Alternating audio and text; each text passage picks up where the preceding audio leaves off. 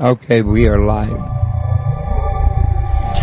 Welcome to Paranormal Palace Radio, where truth equals reality, and truth is often stranger than fiction.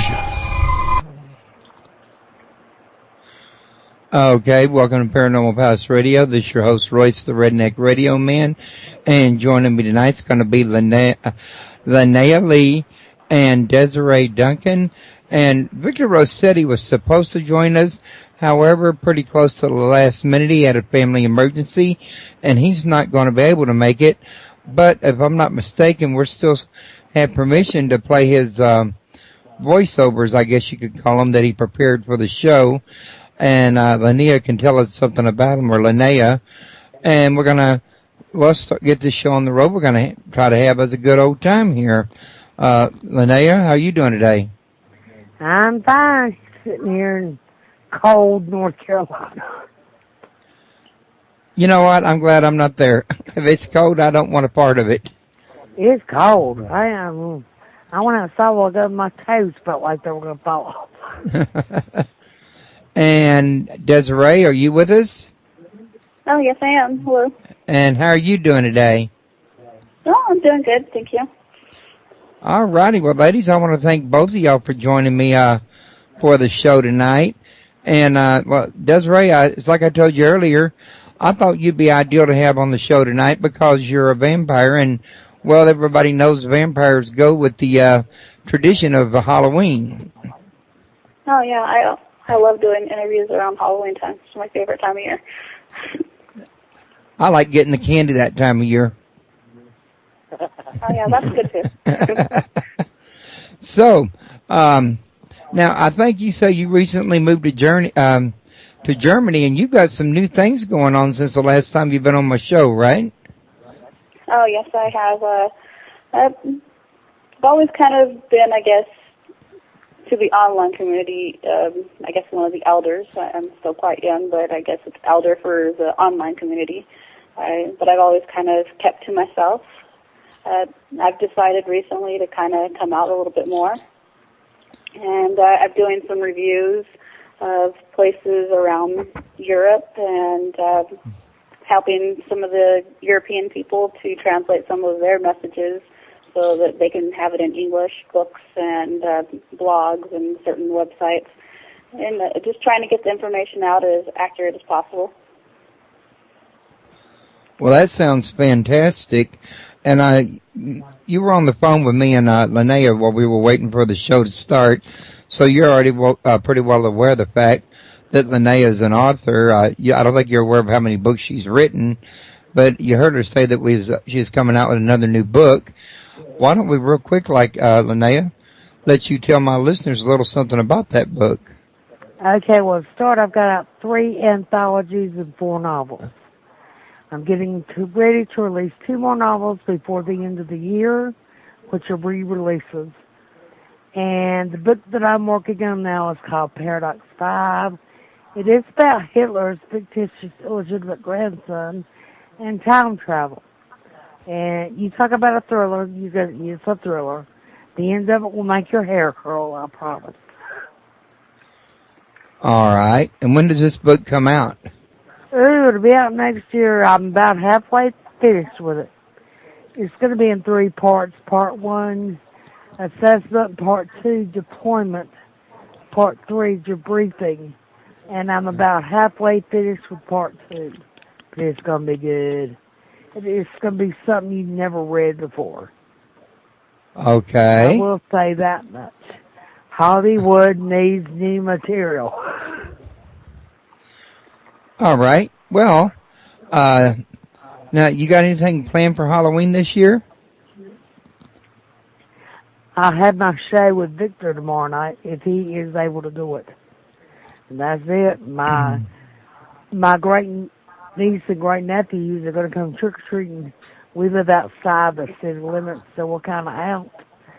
And we don't get many, but they're going to come by, and that's going to be about it. So you and Victor, y'all still have that Blog Talk Radio show over there, Dark Whispers, am I right? Whispers in the Dark. Yes, we do. Oh, I got the title wrong, Whispers in the Dark. And how long are y'all normally live for? 2 hours. Y'all must have a paid premium account to be able to do that. Well, it isn't the premium, it's the middle one. Ooh, that's a oucher. Premium goes 3 hours, I think. Okay, yeah. I got the what it called wrong, but I meant the not the free, not the most expensive, but the one in the middle, in other words. Right, us poor starving artists can't afford all that stuff. Well, neither can us poor starving hosts. There you go. But what I did was I just left Blog Talk, and well, as you can see, I started broadcasting on my own. I got some special software for my laptop that enables me to send the signal straight up to the website while it's going live, and I got my own call-in number and everything. And real quick, well, you know what? I forgot to put it on the page.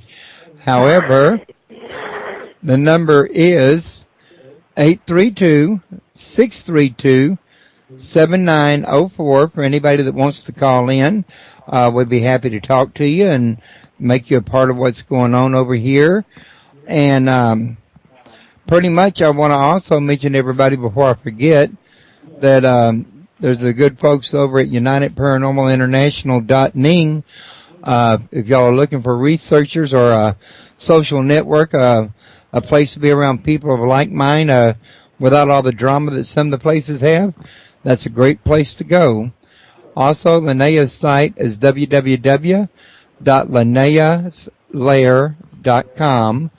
And I don't Victor does have a website, if I'm not mistaken. It's yes, it is www.Victor, VIKOR, Aurelius. I think that is AUERLIUS.com.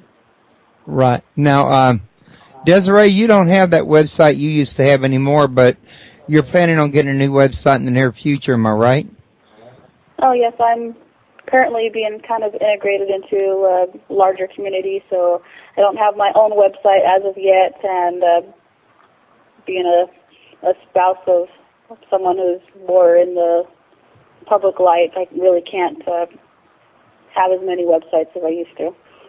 Now, you were telling me earlier on the phone that the people up there where you're at in Germany and maybe even other places around the world are getting more accepting of vampires than what they used to be, and that there's getting more and more groups, well, for want of a better word, sort of like covens or, whatever, where y'all can meet with others of like mind and, fellowship and learn and grow, right? Oh, yes. America has a much larger following than Europe, and even though Europe's history is much older, there is a lot of myth and lore, and a lot of the Hollywood vampires are more of the beliefs that they have in Europe. They take it more as a game. It's more of a social outing. It's more kind of along the lines of Vampire the Masquerade or some of the role-playing games. But there is a following here, and it's slow to kind of be organized, but there is some organization now. I'd say a lot more in Paris. They have like the Endless Nights festivals in Paris, but in Germany here we have a small following in the house, and we're trying to get everybody to follow the same set of moral codes and rules. So we're a community that's worldwide versus small pockets of communities with differing views. But here in Germany, it's still a bit play-like. Sounds like a fascinating thing to be a part of. I'm not really a vampire myself, but I imagine if I was, I'd like to be able to go and meet with people of like minds. Can you tell us roughly what transpires at a meeting or when y'all do get together? Well, no, we do have like a central type council, which is kind of strange, but it is more of an online thing. We do have people that meet online, and we do have people that meet at such things like meetups.com. We have the Atlanta Vampire Alliance.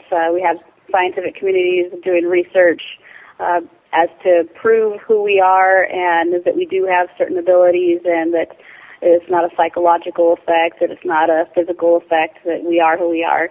But I'm sorry, but I really lost where I was going there.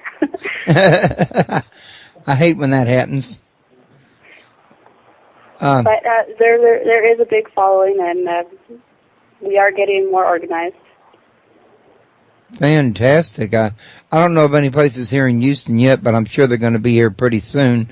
Before I forget, once again, what do you have going on for Halloween?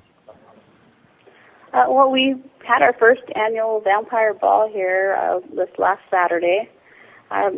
Being a parent, it's a school night, so we're going to probably do the regular trick-or-treating with the kids. And being where I live, it's very uptight, so I really can't be who I am, but we're going to try to stay out as late as we can. I like to visit a cemetery respectfully every Halloween and stay out as late as we can and eat as much candy. So just like everyone else. Nothing too strange. I have to admit, in my younger days, we did some stranger things, but as a mom now, that's very PTA now. We're probably going to sit around here and eat popcorn and watch Roseanne movies and, episodes and, maybe even some Saw. Roseanne. Well, yeah, we love her Halloween episodes. Never saw it. Never liked her. You didn't like it? We did. Mm. Alrighty. Well, Roseanne, oh God, I can't believe I started to go there. How's that hit you? Linnea, as you know, you sent me some audios that Victor did for you that we was hoping to get to play here tonight. Why don't we start checking some out? The first one I see here is Cry of the, and it don't show the whole title. Cry of the Banshee. Banshee, yeah. I've only got so much room in the little window pane over here where the thing is on my program to show the whole title, in other words. But why don't we give that one a try and see what we think of her. In Ireland, and only here, there is a spirit most want to shy away from. This entity has the power to predict the death of another. If you run into her, you or someone you know will pay a tremendous sum. So, stay away from her, whether it be you or your brother. Boy? You only see her in the cold darkness of night. She, the bringer of death. Yeah, you can't hear it? Life's end. Let me turn the volume up.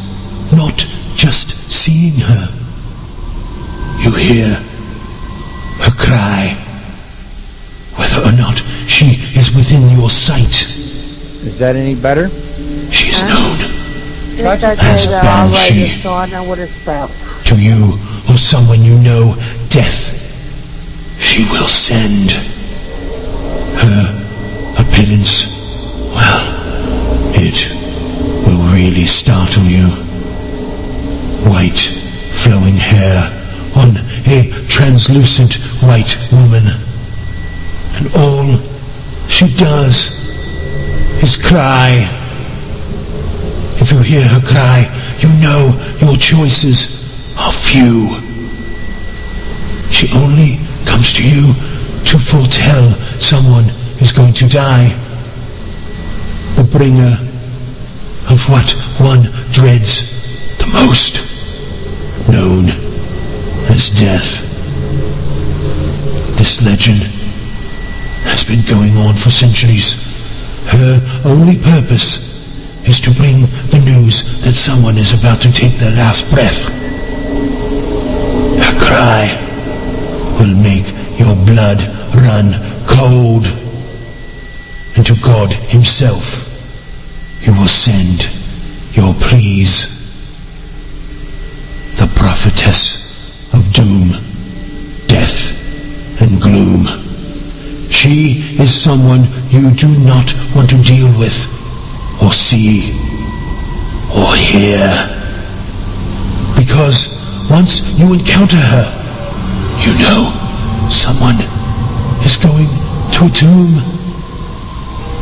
Her cry, her message, the details are very clear. Try to stay away from her. If not, you know the price when you hear her cry.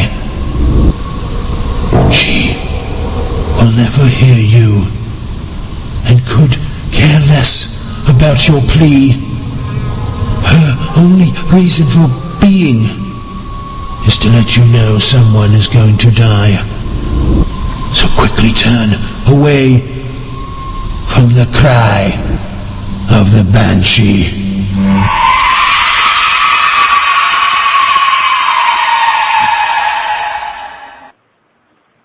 Well, that was a real blood curdler. That was a good one. Now, Linnea, I asked in the chat room, and James said that he heard it just fine. Desiree, was you able to hear it okay? Not too well, but I kind of have the volume down a bit, so. Okay, that might have something to do with it. And I was going to suggest to Linnea earlier that maybe her volume was down, or might be because she's kind of a ways away from her computer or something. But at any rate, the people in the chat room here, and I got to tell you, it doesn't play that loud for me, so maybe it don't play loud through the to everybody, just to the audience, in other words, and it just kind of plays. Well, that's fine. Like I said, I wrote it, so I know what it's about. And that's how that works, isn't it, Linnea? You write the words and send them to Victor, and then Victor adds the music and reads them off in his particular voice that he chooses? Correct. Absolutely. Victor, we've been a team for about 8 years now. But I still haven't been in the right place at the right time yet. That is going to happen. Because like for my last book, Prayer the Scavenger, that's about a serial killer that practices hoodoo. I have a film agent for that. That means the agent sends the manuscript to production companies. And so far, I've been with them like 2.5 months, and they sent out to 20 production companies. So far, I know they've got back 3 rejections, and that's it so far. So I've got 17 more to go. So fingers crossed. That's a lot. Really. Desiree, do you have anything you would like to share with us for Halloween? Well, I guess I can probably advertise some of our upcoming events. We have Paris coming up for Endless Nights. That's actually coming up in April. We don't have it on Halloween. There is in the States, New Orleans. It may be sold out by now, but we have Endless Nights Ball in New Orleans that comes up every year, and it's a big, huge celebration. It's thousands of people come out to this. The tickets usually sell out well in advance. It's a huge celebration. Nothing but vampires come out. They have fangsmiths, people who like vampires, like to dress up like vampires. It's just a celebration of our community. There's quite a bit of events coming up. If you're in this area, Heidelberg, Germany, there's some events coming up in April. There's another big ball out there. But we also have the Atlanta Vampire Alliance. It's scientific statistics showing a lot of information on the community. If you'd like to learn more, if you'd like to contribute to it, there's a lot of stuff always coming up. Fantastic. That sounds like a full plate to me. And you know, recently, just very recently, I had Jim Harold, the host of Campfire, another internet radio show on, and he has a new book out, Campfire, True Ghost Stories. And I also had Jeff Ballinger on, and he's got a new book out, The World's Most Haunted Places. These are, both books plumb full of short ghost stories. The problem was I didn't put any of them right in front of me, unless, of course, my wife wants to grab them off the bookshelf. If she probably hears me while she's getting my water, I might share a ghost story or two here in a few minutes. While we're waiting for that, though, let's go ahead and listen to another one. We just heard Cry of the Banshee, and, I kind of enjoyed that, to be honest with you. But then, who am I? You're the redneck radio man. Oh, there you go. Now, this one here is titled Find Me. Yeah, now that's really more history than it is scary. But, it falls under the realm of mummies, so it's okay for this time of year, too. Alrighty, was this a very long one? No, it's about the same as Cry of the Banshee. Oh, cool. Well, let's go ahead and run this real quick. I was Pharaoh's right-hand man, his architect and his physician. For 5,000 years, my tomb, I, myself, have been hidden from view. When I was alive in 3rd Dynasty Egypt, I was a man among men. Now my spirit is restless, as I want others to know me, and I want my dues. Here I have been undisturbed for all these centuries and years, but now I want others to know of me and all the things I did.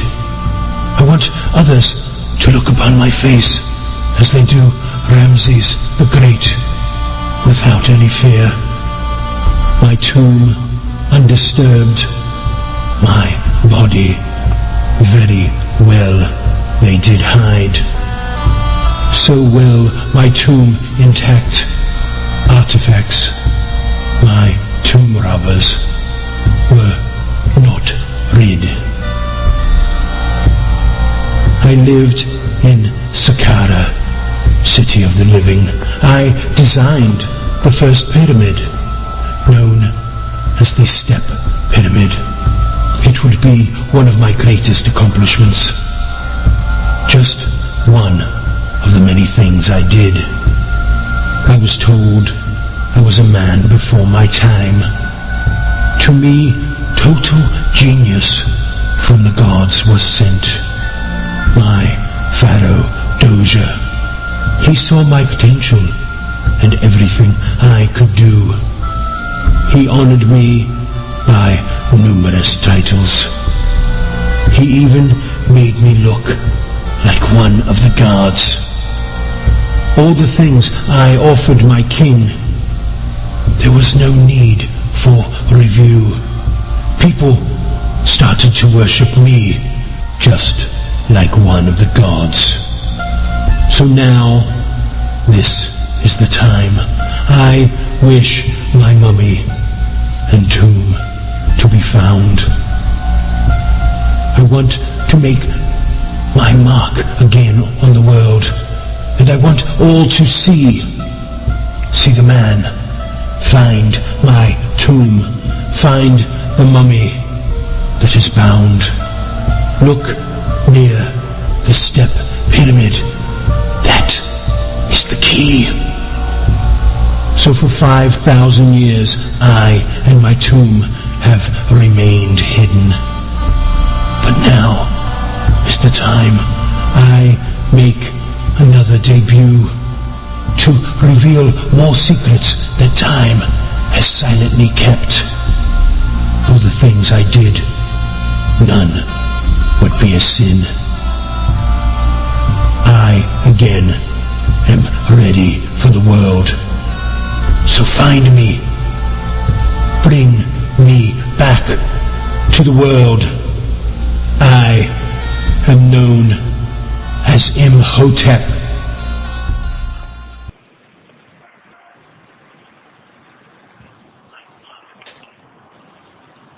Well, my wife was just mentioning in chat that Victor's voice is so eerie, and really it is if you think about it. I mean, I'm sure Desiree's probably never heard that before, have you, Desiree? Oh, no. It's my first time. I'll tell you, when I found him, I mean, you know, it was like we clicked. He loved my work, and I loved his voice. Well, I think it's been like 3-4 years since he made my intro for me, and as you can see, I'm still using it. Desiree, you ever have need of an intro or anything like that, or anything you think his voice might be useful for? Oh, I think he could probably come in very handy in the vampire community. His voice sounds perfect for a lot of our intros that we could use. I think it does too. Put him in touch. I'm sure he wouldn't mind it. Like doing intros for Desiree, because he's a good guy. He really is. To hear him talk normally, you would not know it's the same guy. Oh, really? Really. I don't think I've ever heard him talk normally, have I? Oh, yes, I have, because when he was on there last Halloween, he would talk normal until he played the MP3, wouldn't he? Right. Well, too, last Halloween, I couldn't talk. He was having to talk for both of us because I had laryngitis. Yeah, I remember that. Uh-huh. First time I ever heard it. Well, never mind. I better not get chauvinistic. I might get shot. Okay, Mrs. Hollerman, you listen to this. There you go. Tattle to the wife. Now, I would really like to talk to that guy or bring that world's most haunted places. I can think of two right off I would love to go to. One would be the Vaults in Edinburgh, and the second would be Previa Island, right off. It's right outside of Venice, Italy. Well, the guy's name is Jeff Ballinger, and he's the founder of GhostVillage.com. And I was going to have my wife bring me the book, but she overheard me, but she didn't. It didn't click that I was hoping she'd bring me the book, and she never did. And she went back to her room. Oh, well. But she's listening to us right now. See, right now in the book I'm working on them doing something at Previa Island, and, you know, the ghosts that being haunted. The reports are that the island is so haunted that the Italian government will not let anybody on the island. Really? Really sad. I never heard of that. What a nice little thing to use in my book. Now, Desiree, I've been meaning to ask you, have you ever thought about writing a book? Well, actually, I have written a few books when I was younger, but they weren't anything on the paranormal. I actually have a few things published, but there were some greeting cards and a few essays, but I was pretty young then. So you're not thinking about a book, maybe a how-to book on vampirism or anything like that? I've thought about writing an autobiography. It's quite a strange life I've led. There's quite a few events I've had in my life that are probably a lot different than most people's, so I thought about doing an autobiography, but right now I just do interviews and reviews and articles on the community, but small little pieces, nothing too big. I got you. Now, Linnea, you were talking to me earlier about the ancient astronaut theory, because it turns out you and me are both really big fans of the ancient astronaut theory. So I just had to ask right now of Desiree if she is familiar with it or interested in it or has any takes on it or anything like that. Or have you heard of the ancient astronaut theory, Desiree? Oh, yeah. We even have some theories in the vampire community where we believe that the ancient astronauts might have bred with the human race to create the vampires. So there's even that theory out there. So, yeah, I am familiar with it. You know, I would think that maybe perhaps some of the mating might have created vampires, but some of them might have created humans or half-breed humans or half-breed vampires. But what I'm thinking is the Anunnaki, which is what the Sumerians called them, really stands for those who descended from heaven to earth, and that could really be one race of beings, 2 races, 10 races, 5 races. It's anybody that came from the heavens down. It makes perfect sense that the Anunnaki came to Earth for gold, because, I mean, there are deposits of gold everywhere, and gold is such a pliable metal, you know, would make absolute sense. Actually, my wife just now, while we're talking, got me a book, but it wasn't quite the right one. She didn't get me World's Most Haunted Places. She got me Ghost, Spirits, and Hauntings. But she's getting it now.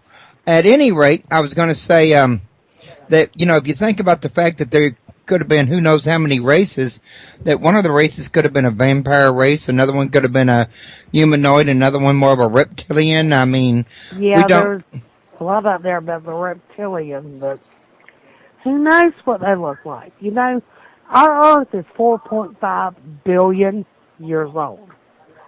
And they say the dawn of mankind was 20,000 years ago. Do I buy that? No. Where is that place? Pika, something like that. Somewhere in South America. Okay, Eric Von Daniken wrote about it. It's one of the more recent places he investigated. He wrote about it in Twilight of the Gods, but I don't have the book in front of me to tell you what it is. What I do know is he said that the place isn't that great, you know, you're just going to go there as a tourist. But what you've got to take into consideration are the size and the weight of the stones that are there. How? And there's no trees in that area. Trees don't grow there, so they couldn't have made roll things.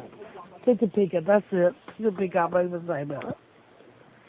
And I believe Eric Von Daniken said that one of the stones alone weighed like 800 tons. You tell me how. My wife is in the chat room tattling how old I am. How old are you? 52. You're younger than David me. I heard him in the background, by the way. You're younger than me. Only by 2 years. You ain't got a tail now. But you know, I'm proud to be this old. And that's like, you know, Desiree, it's like when you get older, your beliefs change, you know, like belief in vampires, not the stereotype that Hollywood sets, but behind every legend, according to Eric Von Daniken, behind every legend there is a truth. Yes. And I believe that. Oh, yes, I believe that too. I mean, just like everything else, whatever science hasn't discovered or people haven't accepted, those are the things that tend to be dismissed. But just like anything else, like mental illnesses, we used to lock people away in mental institutions. Right. You know, it's like when you get older, instead of being afraid of it, you're curious, you know? You're curious? Yeah, I guess because, you know, the time in front of you, and as long as the time behind you, you want to make sure that there's something. Ah, okay. I was just fixing to say that why don't we listen to the next MP3, because I want to get as many of those in as I can before the show ends, because they all sounded pretty good. What's the next one? Well, actually, that's another one that the whole title don't show on. However, it starts out with my R-E-V. My Revenge. That's a good one. Okay. I want to reach out from the grave to touch reality just one more time. I'm very aware of where I am and why. Here, in this house of the dead, the cobwebs and everything here is as silent as a mime. I have to reach out and let others know the reason I had to die. I died before my time, and no proof to implicate you. So I must try and reach out to warn others of you before somebody else dies. How could you be so evil to make someone die in the prime of their life and make others blue? Someone else like me, they also would have 1,000 lies. My awareness is so very real. You stopped my physical being, but not my spirit. My spirit instinctively comes back to this dark, damp place in hopes to reunite with the body that died. So, I feel it is my duty to warn others of you before you have a chance to hit. Justice. I want to warn others, or just have the pleasure to watch you die. You think you are so clever, and you will never get caught. My physical body was so young, never to experience adult life. Then you decided it was time for me to die. If I ever see you again, I wish to scratch your eyes out and watch you and laugh as of death you were taught. Revenge, not a nice thing to want, but it is my ultimate wish to watch you die, keeping your identity a secret. You even come to the mausoleum, so no one would suspect you. You have the audacity to even put flowers at my grave. As you stand here, I start my tactics. What's happening? You haven't a single clue. I must seek my revenge on you because I can even taste it. This I deeply crave.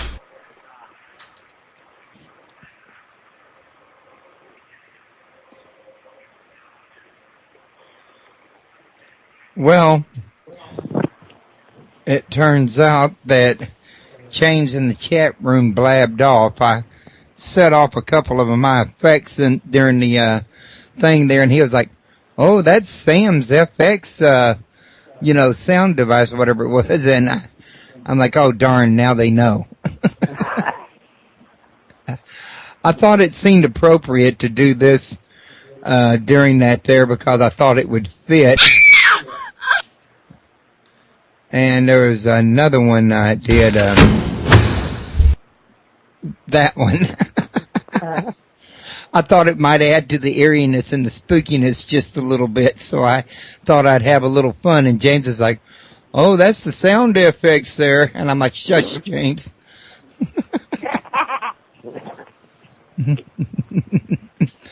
But, yeah, I just wanted to have a little bit of fun with that. My wife did get this here book, but before I share anything out of it, let's get through a few more of these things. These sounds really, really creepy and eerie, and they're making my wife get the shivers. I want to see her get nightmares tonight. What was that? What's the next one? Well, okay, let me take a peek-see over here and see what we got here. Oh, it looks like Oh Hell. Now that's a long one. That's a short story. But it is good. Well, I think it's like, what, 5 or 10 minutes? No, that's like 20 minutes. 20 minutes. That might be a little bit long to put on here. Oh yeah, 17 minutes, 18 seconds. I can see it now. Let's look into some of the other ones, and we can think about that one in a few minutes. Why don't we do Stephen Alien Machine Room Air Ducts? What? Well, that's what this says. That's not one of yours? Oh, I must have accidentally added it in when I was putting everything else in. What about They Cry then? Yeah. All righty That's then. fine. Let's give her a whirl. This is a, looks like a 5-minute one.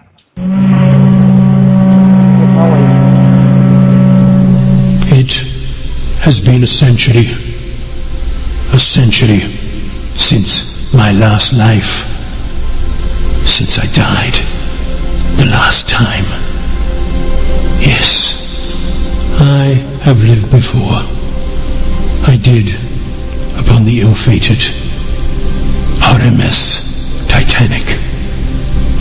100 years since the unsinkable sank beneath the deep, dark, cold water.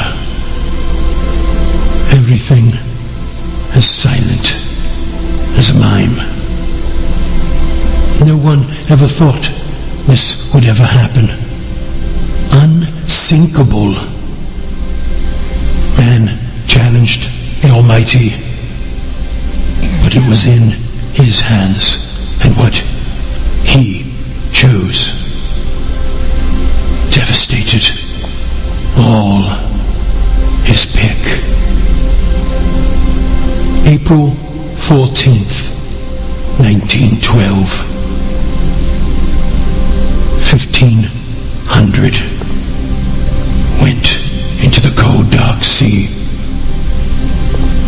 Surely they did not want to die. At least I did not want to go that way. In dreams, I can still hear the cries, the chaos, the hopelessness. There was nowhere to flee. I still see it in my mind's eye. Those not knowing what to do. But with life and death, they had to play. A ship so luxurious, so majestic, no one thought it would end the way it did. The majority of people sentenced to a watery grave in a deep, dark abyss. I know what the people felt. I know the feelings of fear, feelings I have to this day. Of them, myself, I cannot rid. So many were on the list of those that with death shared a tragic kiss. At the place of the fatal, tragic, quiet. Listen, you could still hear the cries, like they were carried by the very wind. I can still feel 1,000 hands as they try to reach someone from their watery doom, trying to find the peace they so deserve. But the tragedy imprinted on time. This is not possible. Something on which the doomed cannot depend. In my mind, I always see them, hear them, wishing there was something I could have done. But in oblivion, I guess they will always loom. I was like the tragic others on that dark, cold night. From this life, I was meant to die. But I remember the tragedy, the cold, the darkness, the cold cutting you like a knife. No one had the time to question as to why all 1,500 of us on that night, all we could do was face death and its strife. So, 100 years ago, a tragedy so overwhelming occurred, causing so many to die. Titanic was her name. She, always in infamy. The tragedy that happened would never die. We honor those what they went through, how they died. Their spirits now free, hoping now they have peace and no longer do they cry.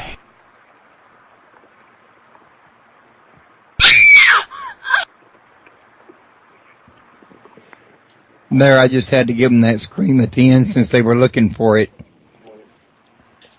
What? I said I just had to give them that scream at the end since they were looking for it. Oh. Now, they were asking in the chat room who those MP3s belong to. And I was, they're yours? Okay, I thought they are mine, yes. I thought they belonged to both of you. I didn't know they were solely yours. Well, yeah, but, I hold no restraints. Victor doesn't hold any restraints. If he wants to use them again, if I want to use them, I can. So. We're more like brother and sister than we are a business partner type thing. We're more like families. Was that They Cry that we just did? I believe so. Okay, well, I'm removing these from the Queen as we do them so I don't accidentally, play them twice. The next one... Can I take... 1 minute. Can I tell you about that book I'm going to write, Stickers from Hell, because that is right up your alley. Oh, I thought you did. I meant to have you cover it. I'm sorry. Go ahead. Okay, this book is going to be about Templars, the Templar treasure, and the Vatican. I'm going to have a female historian. Her name is Karma Day. And the reason I'm writing this is because the Knight Templars went through hell when they were captured, thrown at the stake, and tortured unmercifully. Well, last year in the Vatican, they found the 700-year-old document that pardoned the Knights Templars. That made me mad. So the book is going to be about Templar treasure. When Constantine made Christianity a religion, the main religion in Rome, his mother Helena went to Jerusalem to find religious artifacts. Well, she found, where he was supposedly born and died, Christ. And she couldn't hide those things. But in my book, she also found the cache of other religious artifacts that were small enough that her and Constantine could keep them. Well, I believe it was 1289. Constantinople was, maybe it's 1389, it's one of them. But anyway, the Knights Templar ransacked Constantinople. And that's how they got their treasure right there. Because see, everybody thinks their treasure was silver and gold, but it's not. It's all religious artifacts. Like one of them I made was the platter of Salome, which, was the platter that John the Baptist's head was presented to Solomon. And they're going to find the treasure, and it's going to be within the Vatican walls. What better place to bury treasure and not worry about it being touched? That's going to be my book right there. I'm going to have to steal that book. But that's my, like at the end of it, they find the treasure, and, they're going to have the burning bush like Moses did. But, the bush is going to say, ye are the New Age Templars. Being female, they would be the New Age Templars. There you go. I'd also like to mention, everybody, all the books that she's got out so far, you can find the link to them underneath the chat room there in the show description, in a little slideshow gallery there that's linked right to Amazon. But you can also get her books from probably any retail book outlet, as well as Amazon, Barnes & Noble. And Linnea, you got your books linked from your website too, don't you? Yes, some of them, not all of them. Okay. I know all of them are on Amazon, every one of them. I also want to mention to everybody, while I'm thinking about it, that Desiree is going to be coming back on our show Tuesday night, and we're going to be talking about vampirism and all the stuff that's associated with it, and everything that she's learned, all she's got going on. And well, I'm going to be looking for her to teach me, because she knows a lot more about the subject than I do. I hope you don't mind teaching me something on that there, Desiree. Oh, not at all. I have quite a bit more information I'd like to share. Cool. Well, that was something else. Do you have a lot of local ghost legends up there where you're at in Germany? Oh, definitely. Right now, I'm staying in one of the places that Hitler has been. He's worked at. This is an old military complex. So he used to have dinner here, and I've heard quite a few rumors about some of the things that he's done here. So there's some good and bad spirits in this area. Okay. Well, I got this here book on the world's most haunted places. I don't know if he covered anything in Germany or not. I haven't got to read the book in its entirety yet, to be quite honest with you guys. When you're a radio show host, you get these here books and you get them left and right. People trying to want you to review them or read them for your show, or, to, invite them to your show to be up to date on it or whatever. And it gets just so hard to keep up with all the reading of all the books you get. You know what I'm saying? Oh, yeah, of course. But I'm going to look in there in just a moment. What I'm noticing right now is that it looks like we got 3 things left here that Linnea sent me. One of them's that 17-minute one, and we got a 3-minute and 27-second one, and a 4-minute and 36-second one. So why don't we go ahead and play these other 2? The next one is They Feel. The autumn air is so crisp and cool on this night of darkness known as Hallows Eve. According to the legend, this is the night of witches, vampires, banshees, ghouls, and ghosts. A night not to be alone, and to be in a position, if need be, to leave. A night where things aren't quite right. A night where good and evil duel.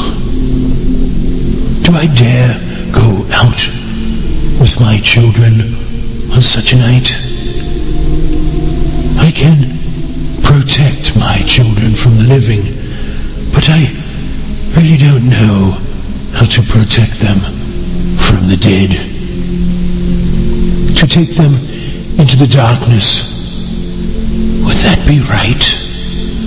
To subject them to the things of the darkness, to the things as a child I was afraid of. Everyone says things of this night are folklore and myth, but I am different than most. I obtain the ability to feel. I can feel the presence of those long gone. The feeling is so very real. If these things are a myth, everything I feel is so very real. Did I pass this so-called gift to my children so they can also feel the dead? This is supposed to be a night of scary fun and games, but do they also possess the ability to also feel those long dead? I don't want my children to be scared and fear the darkness in which they will be led. I want them to have fun and to enjoy this night of scary fun, trick or treat.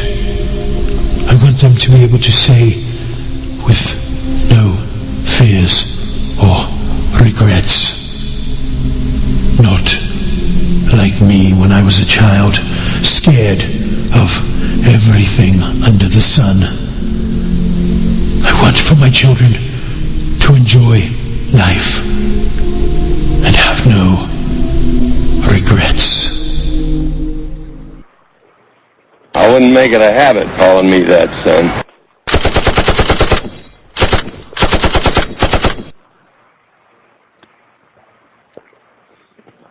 Sorry, folks. Still having a little bit of fun with my sound effects over there. I thought I'd make the show a little entertaining. But at any rate, that was just fantastically awesome. I got a lot of, appreciation for his voice and the way he does that. He's good. That's all I can say about him. He's good. And he's my friend. But he's also just a baby, isn't he? what? What'd you say? I said, isn't he also just a baby compared to you and me? A little bit. He's about our age. Is he? 48, yeah, I think. Wow, he carries it pretty good. It's called fighting age. I fight getting up in the morning. You sound like me. Okay, well, let's go ahead and listen to Your Hell real quick. And then, that's good. Then we can move back over here to some of this other.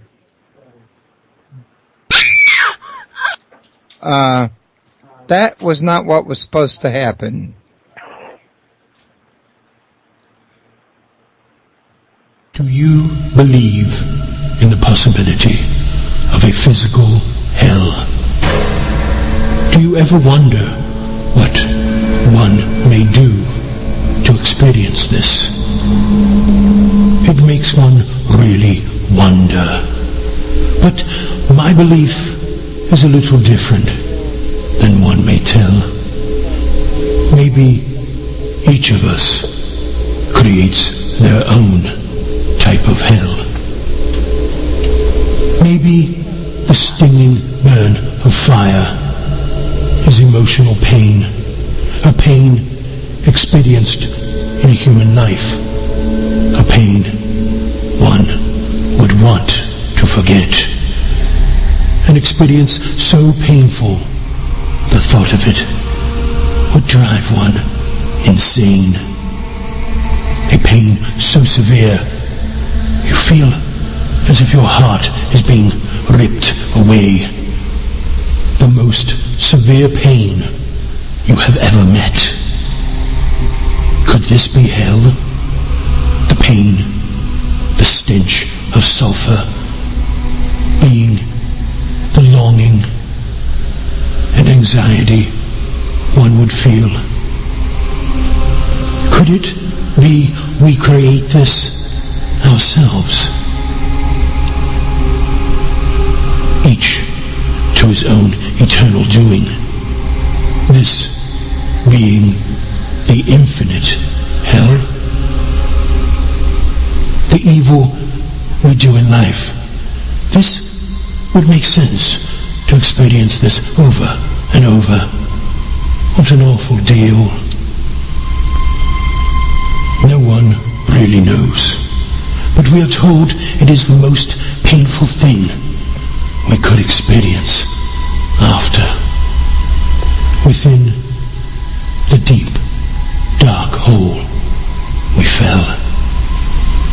Think about the most painful experience in life to deal with over and over again. In today's society, so many are trying to get in touch with their spirituality, to touch the hereafter. Maybe one day we will really know, scaring mankind so they won't commit as many sins. From evil and the bad, some way mankind will be able to deter. This is what I believe. We are judged for a heart that is light and true. But if the heart is heavy and dark, we all know we should prepare ourselves for a fiery hell. We want to be happy, even in death. Why take a chance on being sad or blue?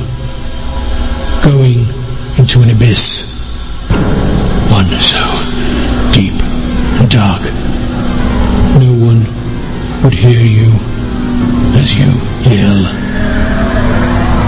So, to each his own. Everyone has a time from their life they want to forget. But how could be that time in your life you want to forget? This could be what it is all about. The devil does not have to make a cell. Anyway, from this, run and hide. Our future in stone is not set yet. So think seriously about this, because in the end, this could be your hell.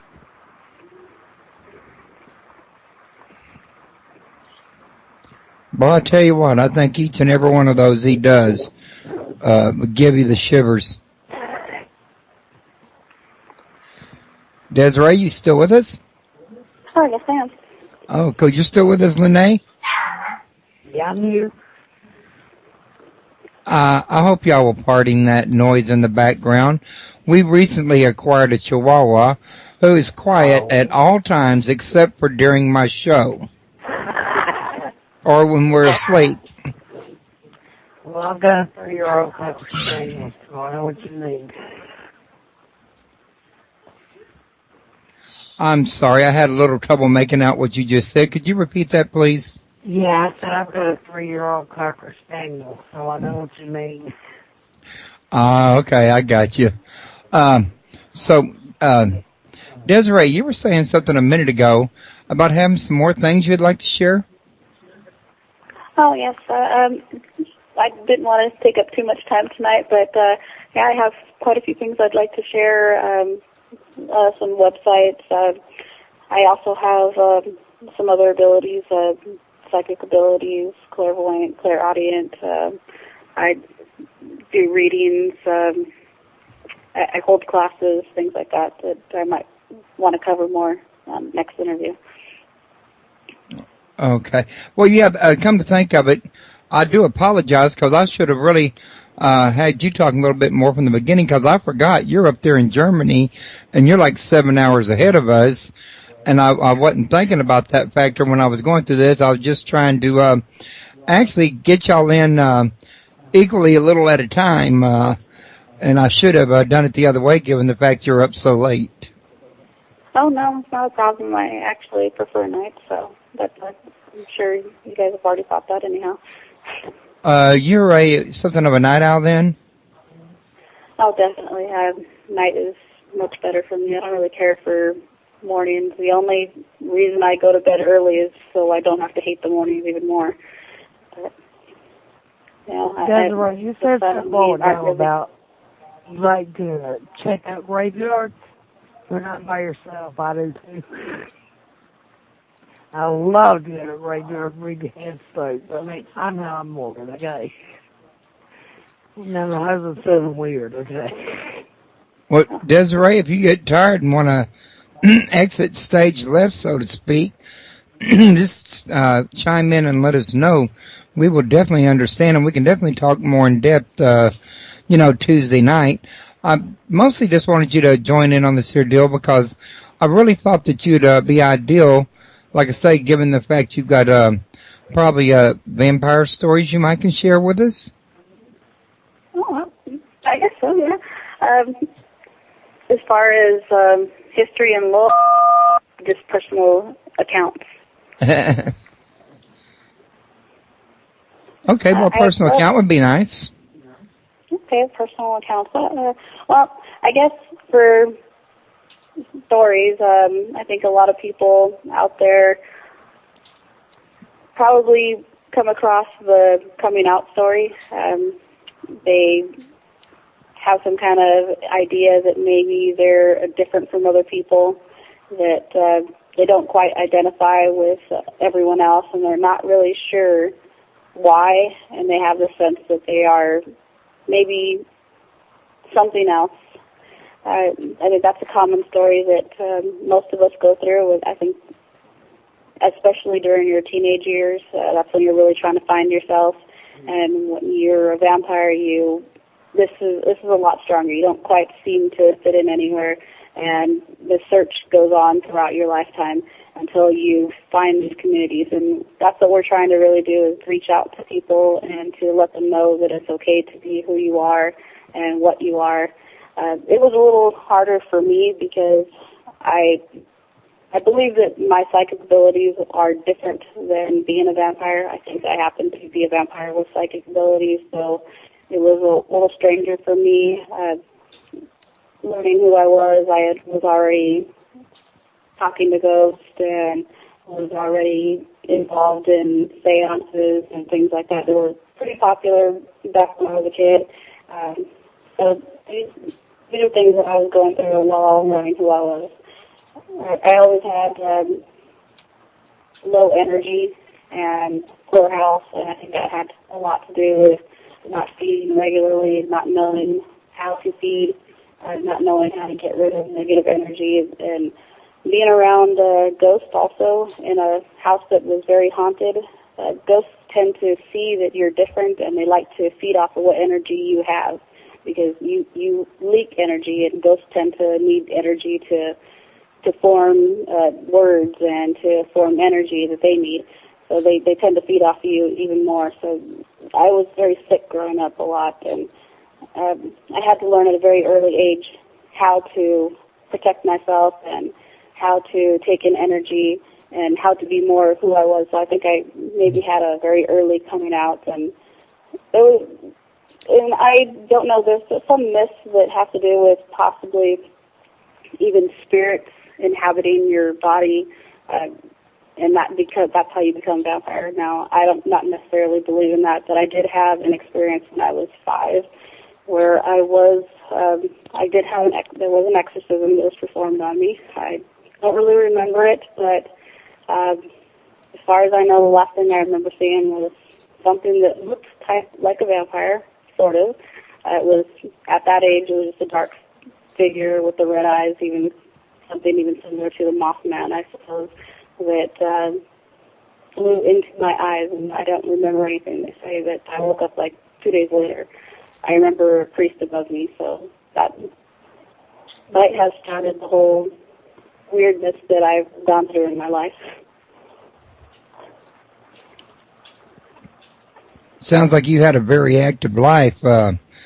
Here, back when I first got started on this show, I had a woman on named Sierra Sky, who is an author of a book, and I think it was called Spirit Rescuers, and she dealt with helping spirits cross over the other side. And she was talking to me about how spirits would follow her home when she'd go to a haunted place, and how much trouble she had with it until she learned more about them. Oh, yes, yeah. When I was very young, I was very scared of everything. I would hide under the covers, typical of a kid, and when they would try to talk to me or communicate with me, even physically touch me, it was very scary. But after a few years, I realized, I really have never been hurt by even the scariest of them. There are some that are very strong, but I think this is something that, these are just people who are looking to get a message across. They're either here because they have some kind of spiritual connection to that house, that place, and it's harder for them to leave. There's also the bad ones who lay claim to that area, which tend to be stronger than most humans. But they do have a real effect on you at a young age. But after a while, you learn to become stronger than them. You learn ways to protect yourself, to shield yourself from what they try to do to you, and you have to continually be teaching yourself. It's hard to find anyone out there to really teach you regular lessons. There's no real classes or books you can really pick up. It's really something you have to teach yourself, and you have to learn from experience. And that's also something that I do now.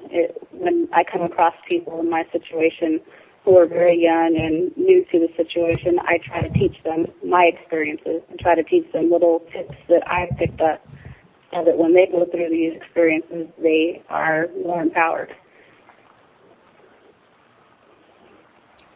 Okay. Now, what all would you like to share or talk about when you come up this Tuesday? Kind of give my listeners an idea, pardon me, what to look forward to. And I'm sorry, but I think I'm catching a cold. I seem to get a frog coming into my voice while I'm talking. Oh, yeah, that's no problem. That's going around here, too. But I would like to probably cover just, I guess, maybe the myths and some of the misconceptions. I'm sure that at least a few of the listeners may have some ideas of what they think vampires might be, about their feeding techniques and the community. So I'd like to address some of those issues and let them know where they can find more information if they happen to be a vampire, if they happen to just admire vampires and would like to learn more, to let everybody know that it's not quite exactly like Hollywood. I'd say the only thing that's closest to be true is we don't really care for the sun too much, but that's because it's more of an allergy. It does have an effect on us. It drains our energy more, just like anyone else. You could take a really good nap in the sun, but someone who lacks energy in the first place and leaks energy, the sun can really drain you. We get blisters and sunburns a lot easier than most people, but that's probably the closest one. But no one's ever turned into ash or anything, or ever sparkled either. Okay. That sounds like we're going to have quite a bit to talk about. And that show's going to be Tuesday night at 8 p.m. Central Standard Time. That's, actually it's 8 o'clock right now. So whatever time it is where you're at listening right now, mark that, and that's the time you need to be over here if you want to catch that live. For people that are catching this show on Shoutcast, or some people are going to hear it after I archive it over at YouTube or at one of the other big video sites. The site here is www.paranormalpalace.com, and I'm going to go over Linnea's website and Victor's website again so that everybody who's listening in the archives at these other places will be able to catch it. And Linnea's is www.linneaslair.com. My voice tried to give out on me there, pardon me. And then Victor's is www.victoraurelius.com. That's VIKTORAURELIUS.com. He's also got other projects, www.darkprojects.com.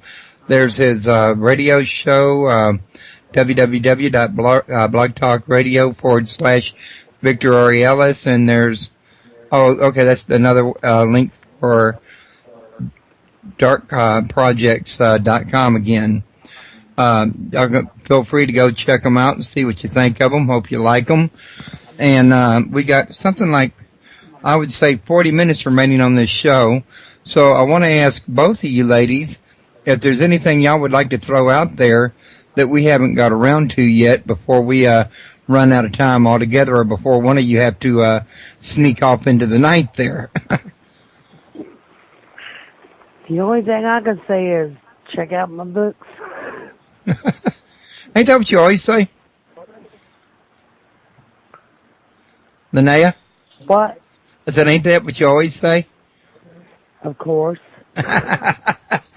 You know, I'm not into writing for the money. My pay is when somebody reads a story of mine, a poem of mine, or a novel of mine, the way they react. That's my pay.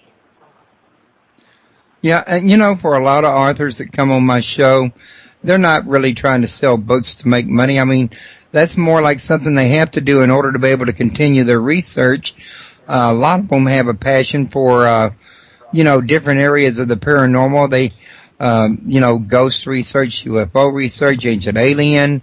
And, you just can't sometimes travel around the world to these places to get firsthand evidence unless you got the means to do it. And without being able to travel, you can't necessarily come back and put a book out with firsthand sources. And a lot of times these people, they got a real passion to, get out what they think is a more accurate picture of what's going on than the one the public knows today. And, this is the only way they know how to do it, but it is something very important to them, in other words. Well, I try to put passion in my writings. And I am quite the amateur ancient historian. And I'm drawn to certain times in history, like ancient Egypt. America history is too young for me. It's got to be old. I mean, old. I bet I could change your mind on that. What? I'm sorry to interrupt. I was just going to say, I bet I could change your mind on that. I don't like American history. Well, I think the part I'm talking about you'll like. There's just some parts about it that you may not be familiar with. But anyway, go ahead. I would have to agree with that. Name something. Okay. There's videos out that actually talk about the founding of America and the role that the Illuminati plays in it, the role that, the Knights Templar play and the Freemasons play. Don't you think that the Knights Templar and Freemasons are connected? Yes, I do. But okay, there you go. Enough said. I'm just saying that there is another story to history that hasn't been outlined in the history books that goes more in depth into the conspiracy of what's going on and, the real reason. I'm going to tell you something. I don't think we've been told everything about our history at all. Period. Oh, I know we haven't. I mean, you definitely not the history of America. You talk about the ancient alien theory, and I just say, look around. I mean, Stonehenge, pyramids in Egypt, the Mayan pyramids, the Great Wall of China. You are not going to tell me that primitive man, one step above primitive man, built these things without help. Right, and that makes a lot of sense, and I agree with it. Desiree, what was you fixing to say there for a second? Yeah, I happen to be Apache, and I know that there's more history out there about America than most people know about. There were large civilizations. There were pyramids in America. There were ruins. There were mounds. There were temples that were just destroyed, that were tumbled under and just bulldozed under, and there was new America founded on top, as though there was absolutely nothing there before. I'm Native American, and I do have that's another thing that I get into. I have Native American history clubs and things like that I do, and I study anthropology, so there actually is a lot more history than what we were led to believe. Absolutely. Oh, yeah. And you were talking about Anunnaki. All right. In the Sumerian thing, they came to Earth to mine gold. Why is it in Africa they have found ancient gold mines that some days up to 150,000 years? I had a little trouble making that out. Well, according to some archaeologists now, they have found gold mines in Africa that date back 150,000 years. And the Anunnaki were here for a while. Yeah, they were. Pardon me, hold on a minute. And I believe what they say, that they thought, mining the gold was beneath them. So that's where they say we came from. Well, I got to tell you, I've had Bob Hieronymus on my show, and I've had Gary David, and both of them can tell you, as well as what's his name, Oshman, on here, that there was a lot different tales out there that haven't made the public eye. In other words, right? Exactly.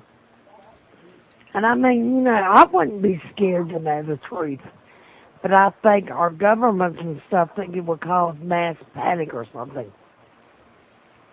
And what's going to happen, what they say is going to happen next year on December 21st, whether it be devastation or an awakening, something's going to change.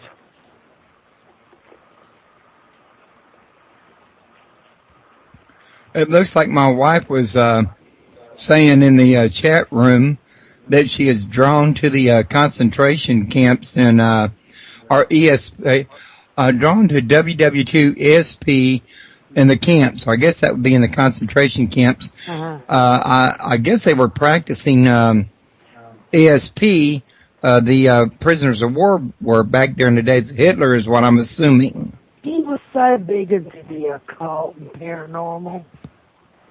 I mean, I've been doing research on this fucking Wayne Paddock file. The man was a nut.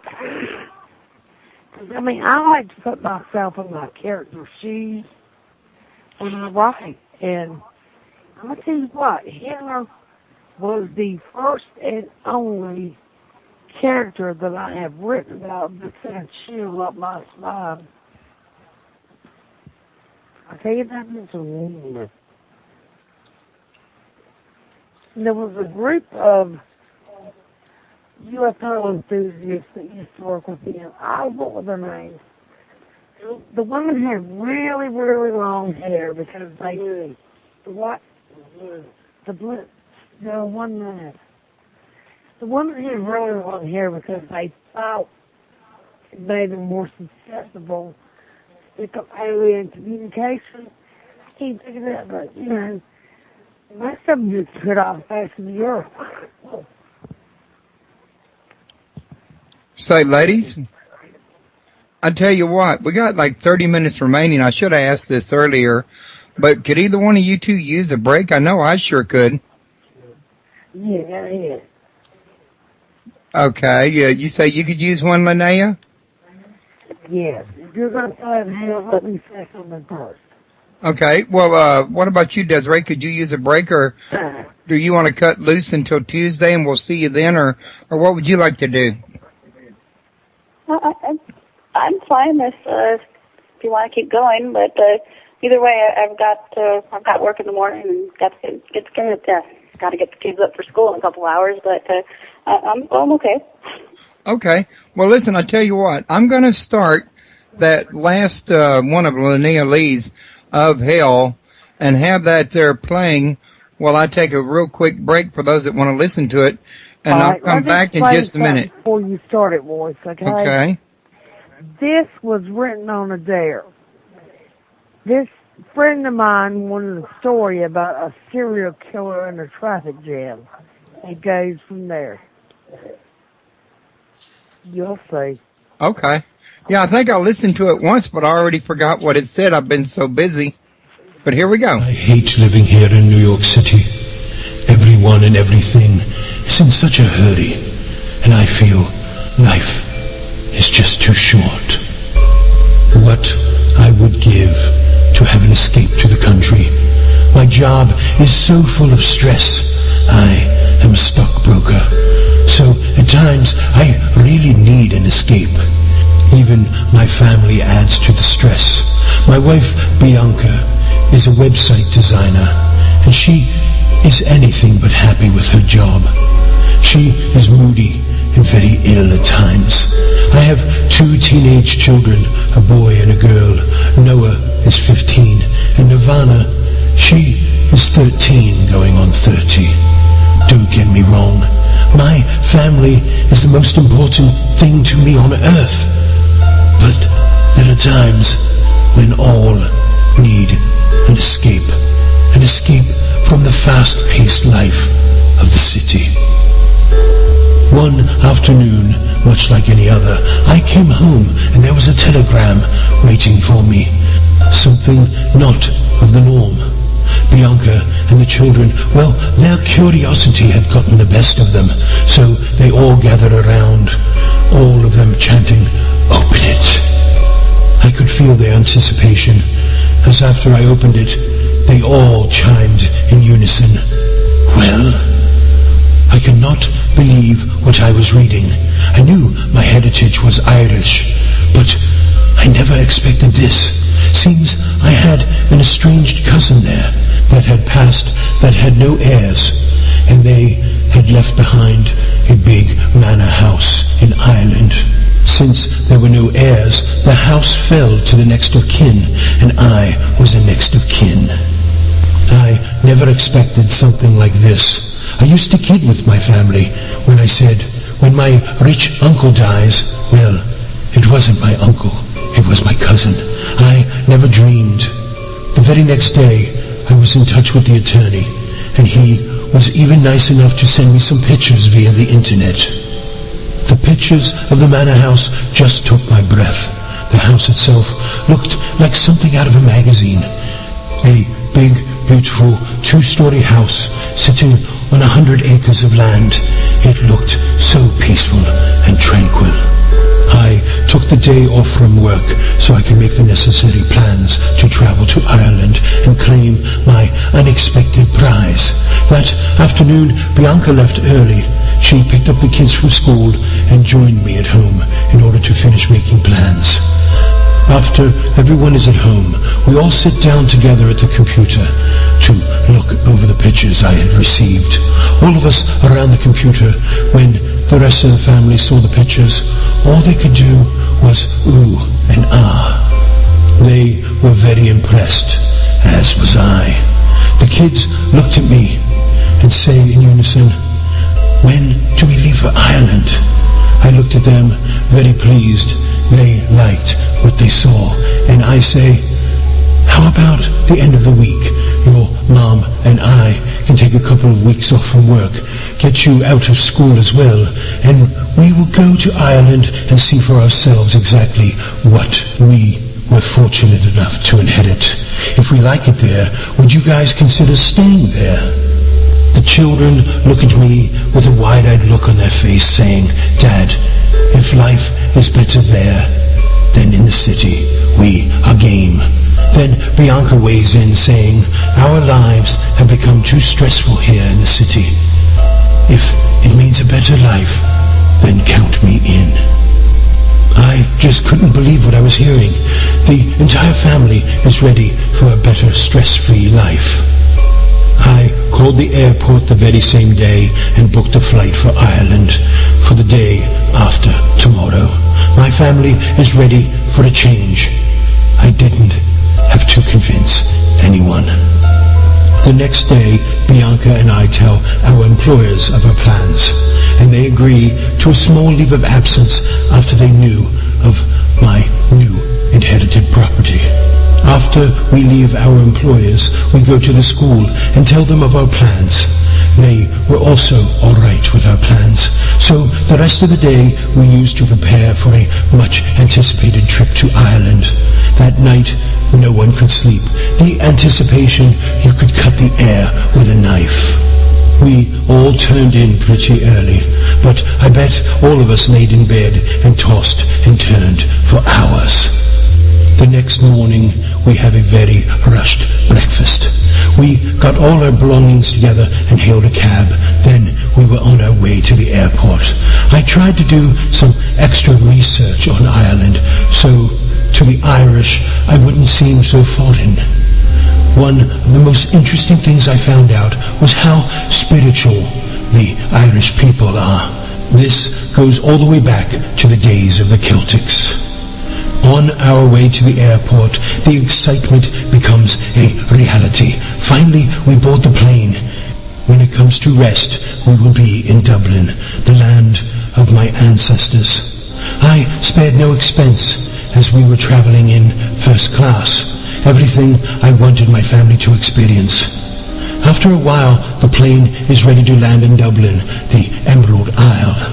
The plane starts its descent, and when it lands, we are on our way to a new life, a life free of stress.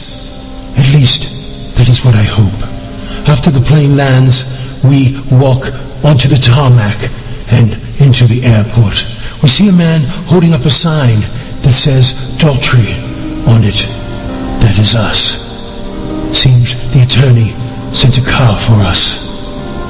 Inside the car, we are on our way to the manor house. Looking out of the car window, we see the lush green lands of Ireland, a land so steeped in history, it is just mind-blowing. As soon as we arrive at the manor house, it looks like a house that should be in a book. The House of Seven Gables.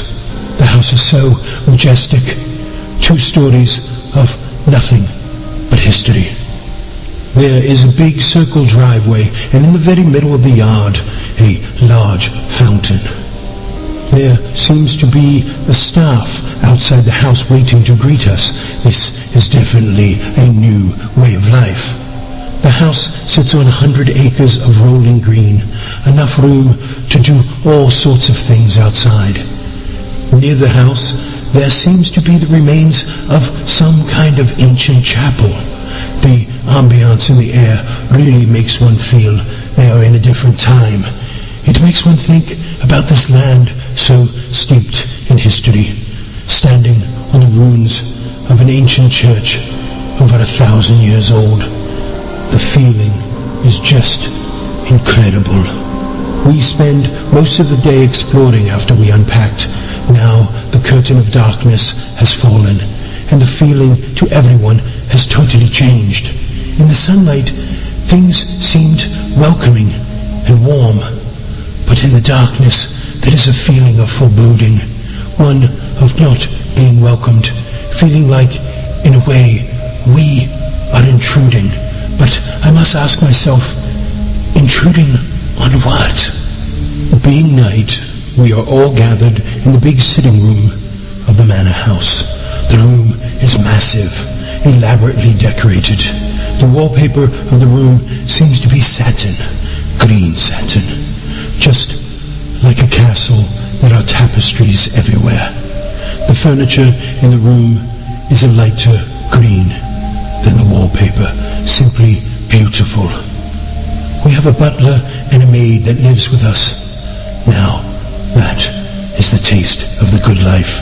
My wife and I are drinking brandy as the kids seem to be trying to find history on the computer of this old house. Noah found an interesting fact. This house is over 800 years old. Now, talk about history. Wow. My legs start feeling like they are asleep, so I stand up and move around some. I walk over to the window and look out. My eyes are drawn to the old ruins of the church. What I think I see among the ruins just can't be. Right around the ruins of the old church, I think I see some sort of black figure. It's just standing there, looking like it is staring right back at me. I say nothing to the family because I don't want to scare them. Tomorrow I will look around out there and try to get some idea of what I saw. The next morning I rise with the sun. I go downstairs and have some coffee, and then I venture out to the ruins on my property. My son Noah accompanies me. Noah did find out these ruins are not a Christian church, but ruins of an old pagan temple. Upon arrival at the ruins, we notice there is an underground room, a gaping dark hole within the ruins. Noah and I have to move some earth to get to the underground room. We finally have access. We have to jump down from the ruins into the underground room. It is really dark down here, but I have a flashlight. With flashlight in hand, I shine it around the room. I see all kinds of torture devices. Could this really be a room of torture within an old pagan temple? It really seems so. Noah and I spend most of the morning looking around the ruins in the room, but no answer to my question of what I saw last night. As another night makes its debut, strange things start to happen within the manor house. We are all sitting in the big sitting room with a storm brewing outside. Then, all of a sudden, the lights go out. Then we start hearing all kinds of knocking within the walls. I think it's a poltergeist. Maybe Noah and I disturbed something we shouldn't have. The knocking continues all night. There is one more thing. The stench of sulfur very much in the air. And all through the night we hear a noise like the grunting of a pig. This was the last straw. I had to know what we were dealing with, so I go outside to the ruins where everything had started. Under a stormy sky, I look around the ruins. At first, I see nothing. And then, the stench of sulfur almost gets overbearing. And I hear some scratching noises right behind me. When I look behind myself, I see this black entity looking like some kind of deformed creature. And then it speaks. You have disturbed me, awakening me to a world I do not wish to be in. You that disturbed me, face the consequences. Well, this caught me off guard, so I slowly back up and head for the house. When I reach the house, I run inside and find the butler, George, and I ask him, what on earth is that thing in the ruins? George answers, since you have seen it, I guess I'd better explain. Over 1,000 years ago, the ruins on this property were a pagan temple, and beneath the temple was a room of torture. Here, so many were tortured, some so badly, they called upon the dark forces to help in their pain. This opened a portal to hell itself. This portal was a way for demons or elementals to enter our world. The ruins have an elemental. This thing was never human, and the only way to describe it is the usage of the word demon. The sole job of the elemental is to gather souls for evil. At times, they can take over a human-like possession. I wasn't going to tell you, hoping you would never know. But now you must know. Once you encounter the elemental, you are within its sight. I ask George how to protect myself against this thing, and George says, "Pray, Mr. Daughtry, pray." On this stormy night, we get a phone call from the local authorities telling us a dam has broken a couple of miles away and we had to evacuate. So we leave our home, headed for Dublin. The roads here in Ireland are so narrow. Of course, if you evacuate, there will be a traffic jam.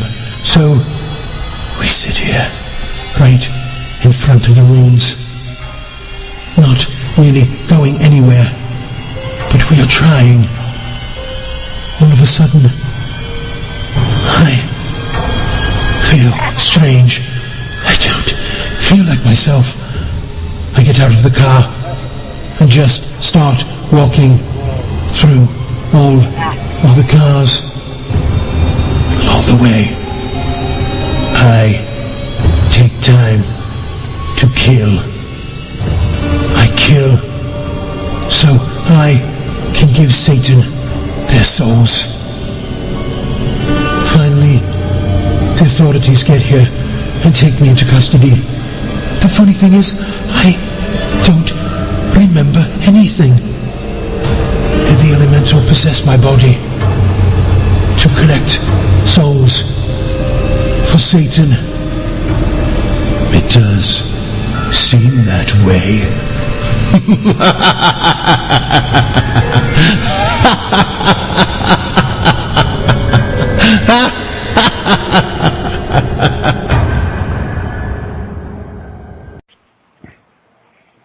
Well, I got to tell you, that laugh at the very end, I think, would give anybody chills. Pretty good, huh? Yeah, he's got a really, really, really evil laugh when he wants it, doesn't he? Yes, he does. Well, ladies, I don't know if you have been paying as much close attention to the time as I have, which I have my clock sitting in front of me since I'm broadcasting from my computer. But we've been doing this for like an hour and 48 minutes now, and I'm going to be probably shutting down here in another 12 minutes so that I can go to bed in order to get up at 6 and get John off to school and then get breakfast ready for my family tomorrow. So while we're still here, though, Desiree, is there anything that you might like to throw out there that we haven't had a chance to talk about yet? And I'm sorry we didn't have time to go into the world's most haunted places, by the way.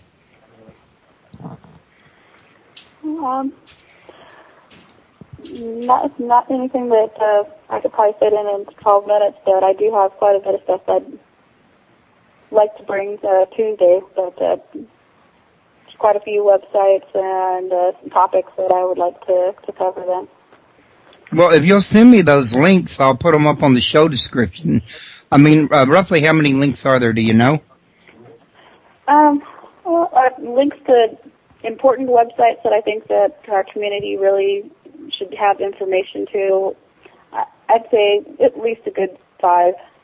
Oh, that's not bad. I can probably squeeze that into the description if you want to send them to me. And I would say those are just the most important from there. I mean, we have links to other sites, links within links. But if you were a lost kid who didn't quite know who you were, I think you need at least those good 5 websites to start you off.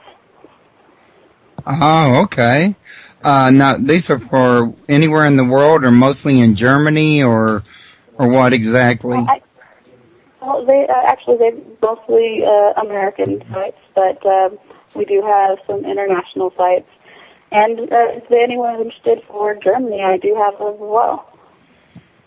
Okay. And I also have some for Sweden, I think, and France, and quite a few others that I've come across. So missing children, is that a big problem up there in Germany? Well, not really. I haven't really come across too many people in this community who are very young. Most of the people in this community are quite old, actually. You go to a club and you don't see the 15-year-old, 18-year-old kids. You see even 65, 75-year-old men dancing in the clubs. It's kind of strange. It's Germany, a whole different ballpark. It's more locals, and people dress a little bit different, jeans and sweats, and people really know who they are. They're not really lost, and if they don't know who they are, they don't really care too much. They've got a relaxed kind of attitude, and they kind of just carefree about it. Okay. That sounds like it's I like that relaxed, carefree bit myself. Being a redneck, and I live in the city, but yet we're still kind of country. You know what I'm saying? Now, Linnea, what about you? Is there anything else that you want to put out there before we get out of here for the night that I haven't had a chance to? Just buy normal things. Buy my books when you want peace diary. And then again, you might be sorry. Because that last story I tell that you just played is like a condensation of a condensed version of my book. Okay. And what about last-minute thoughts, Desiree?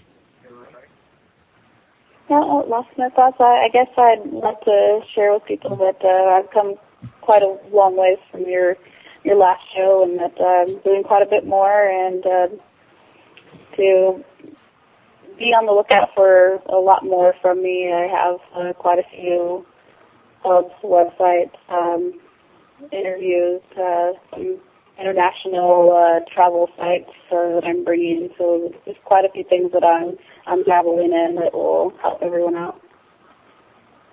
Okay. And Linnea, you got any last-minute thoughts besides buy my books? We won't be sorry. If anybody needs anything written of a dark genre or anything, let you know and let me know, and I'll be more than glad to give it a shot. Alrighty.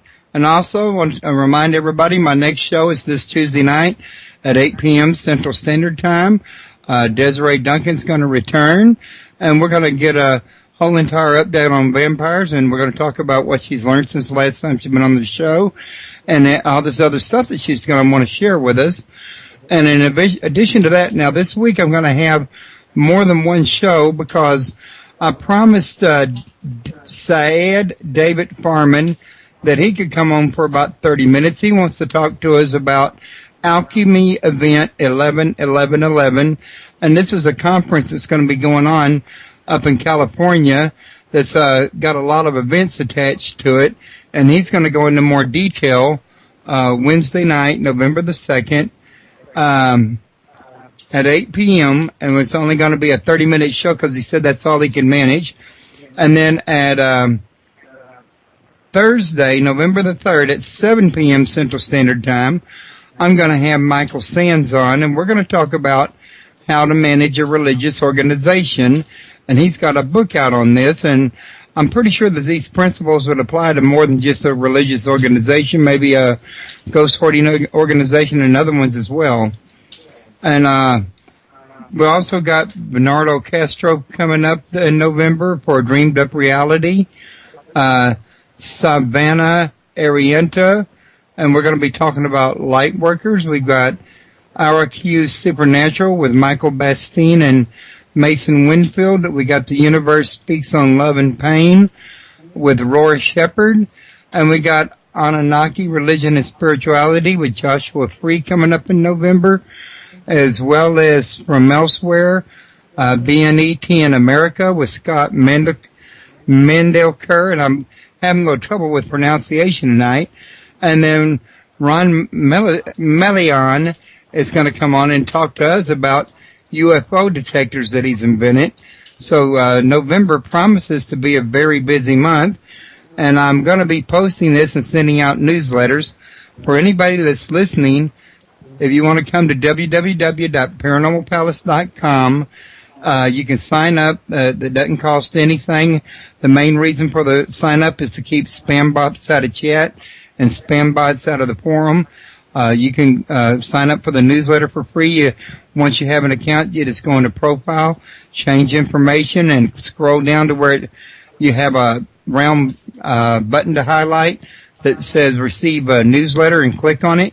And when I send out a newsletter for the shows as they come up, you'll be on the list to get one. Don't forget about Linnea's site, www.linneaslair.com. And don't forget about www.victorarielis.com. And also don't forget about UnitedParanormalInternational.ning. Some wonderful folks over there. Go over there, check them out. And if anybody's interested in joining my own personal social network, you can find that. Well, actually, let me open up another window before I accidentally exit out of this chat room and you people think I was rude to you by accident or something. But I have a social network that's very much like MySpace, and it's a great place to get to know people. You can post information there. Linnea and Desiree might even want to post their upcoming events or books or whatever they got if they want to. But it's the paranormalclub.co.cc, and it operates like MySpace. It has chat, it has groups, it has photo albums, videos, music, forums, blogs, anything you can imagine made to share. And I invite everybody to take and go over there and join up if they're interested and to share whatever it is that they want to share. I just ask that it's related to paranormal phenomena so we don't have people complaining, oh, I thought this was a paranormal site. I've actually seen them do that in Yahoo groups. And folks, I apologize for that big old mouthful I just gave you, but it's how I let everyone know. I also wanted to thank everybody for attending. I couldn't have a show without my guests any more than I could, without listeners any more than I could without a guest, unless I wanted to talk to the air, of course. And it's been a fantastic night. Give me a couple of days to get this here, run through my movie maker, upload it to my archives, linked and upload it to the other places, and I'll be sharing the links.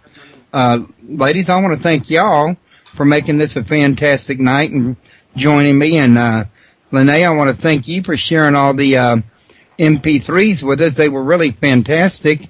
And Desiree, you've been wonderful here tonight, and you've had a lot to share with us, and I really have appreciated you being here. And I look forward to seeing you Tuesday night. And I'm going to go ahead and call this a wrap unless one of you two have something y'all would like to add to it. I just want to say to everybody, happy Halloween and good night. All right. Well, I want to wish everybody a happy Halloween as well. That includes my guests as well as my listeners.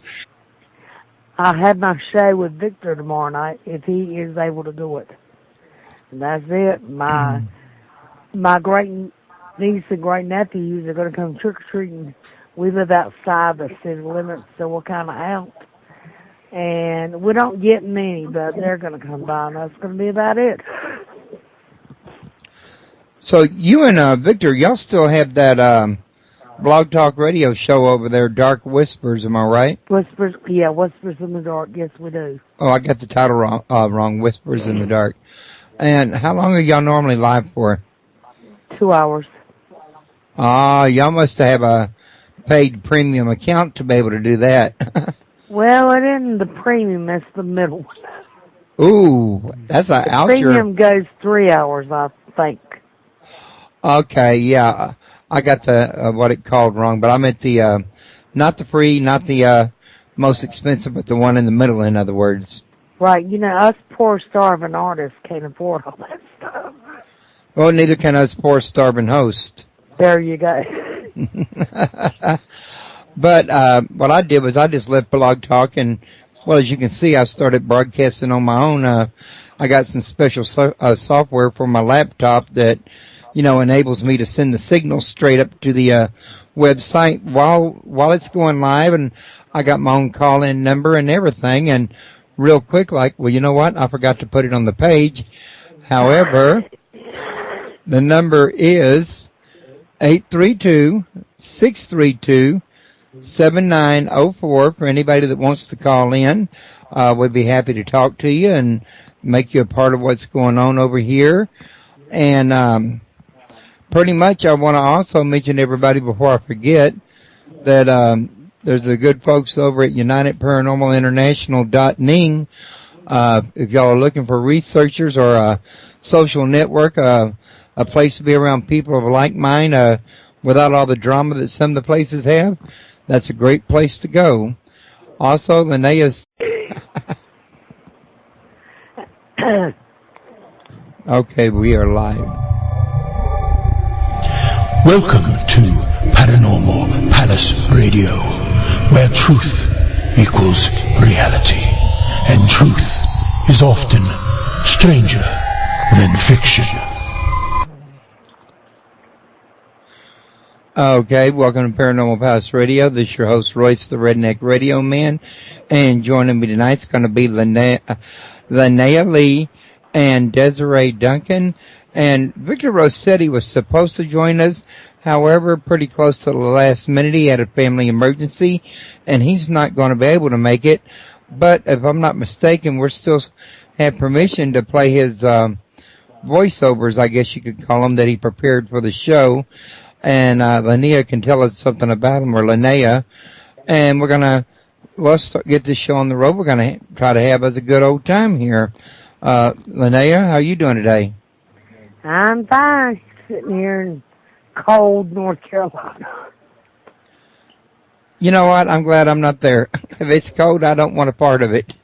It's cold. I went outside and my toes felt like they were going to fall off. And Desiree, are you with us? Oh, yes, I am. Hello. And how are you doing today? Oh, I'm doing good. Thank you. All righty. Well, ladies, I want to thank both of y'all for joining me for the show tonight. And, well, Desiree, it's like I told you earlier, I thought you'd be ideal to have on the show tonight because you're a vampire, and, well, everybody knows vampires go with the tradition of Halloween. Oh, yeah, I love doing interviews around Halloween time. It's my favorite time of year. I like getting the candy that time of year. Oh, yeah, that's good, too. So, now, I think you say you recently moved to Germany, and you've got some new things going on since the last time you've been on my show, right? Oh, yes, I have. But here in Germany, it's still a bit play-like. Sounds like a fascinating thing to be a part of. I'm not really a vampire myself, but I imagine if I was, I'd like to be able to go and meet with people of like minds. Can you tell us roughly what transpires at a meeting or when y'all do get together? Well, we do have a central type council, which is kind of strange, but it is more of an online thing. We do have people that meet online, and we do have people that meet at such things like meetups.com. We have the Atlanta Vampire Alliance. We have scientific communities doing research as to prove who we are and that we do have certain abilities, and that it's not a psychological effect, that it's not a physical effect, that we are who we are. But I'm sorry, but I really lost where I was going there. I hate when that happens. But there is a big following, and we are getting more organized. Fantastic. I don't know of any places here in Houston yet, but I'm sure they're going to be here pretty soon. Before I forget, once again, what do you have going on for Halloween? Well, we had our first annual vampire ball here this last Saturday. Being a parent, it's a school night, so we're going to probably do the regular trick-or-treating with the kids. And being where I live, it's very uptight, so I really can't be who I am, but we're going to try to stay out as late as we can. I like to visit a cemetery respectfully every Halloween and stay out as late as we can and eat as much candy. So just like everyone else. Nothing too strange. I have to admit, in my younger days, we did some stranger things, but as a mom now, that's very PTA now.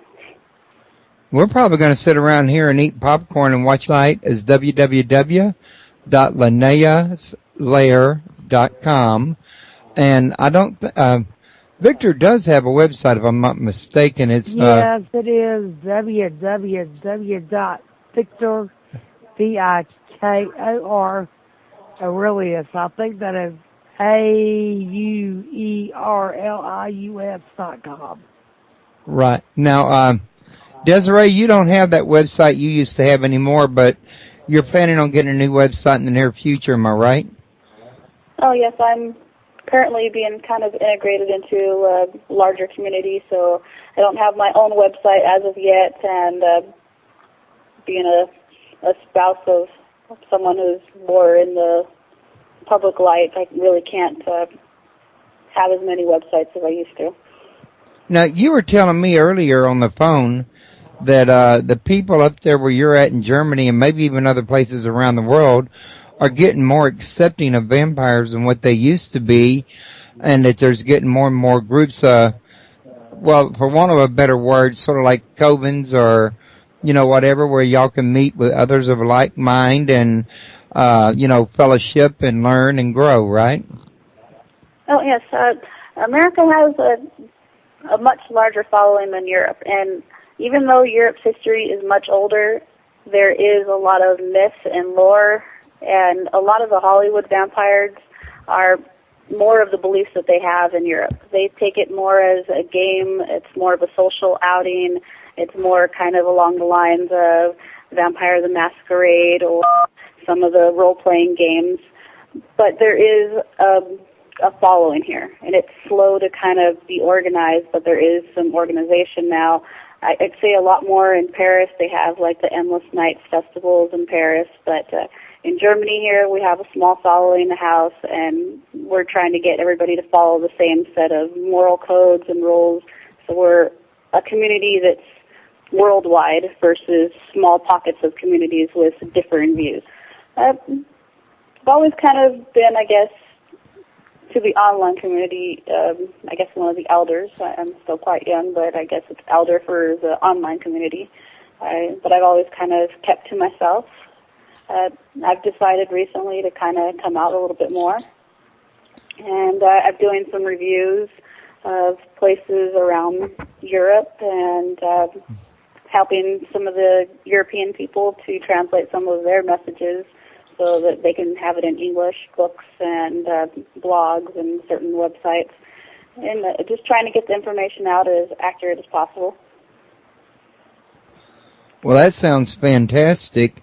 And you were on the phone with me and Linnea while we were waiting for the show to start, so you're already pretty well aware of the fact that Linnea is an author. I don't think you're aware of how many books she's written, but you heard her say that she's coming out with another new book.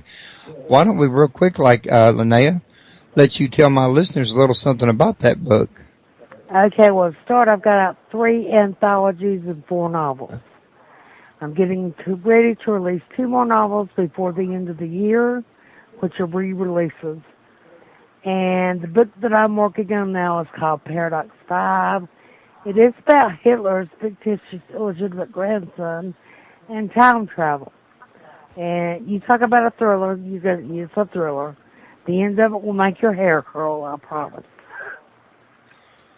All right. And when does this book come out? Ooh, it'll be out next year. I'm about halfway finished with it. It's going to be in 3 parts. Part 1, assessment. Part 2, deployment. Part 3, debriefing. And I'm about halfway finished with Part 2. But it's going to be good. It's going to be something you've never read before. Okay. I will say that much. Hollywood needs new material. All right. Well, now you got anything planned for Halloween this year?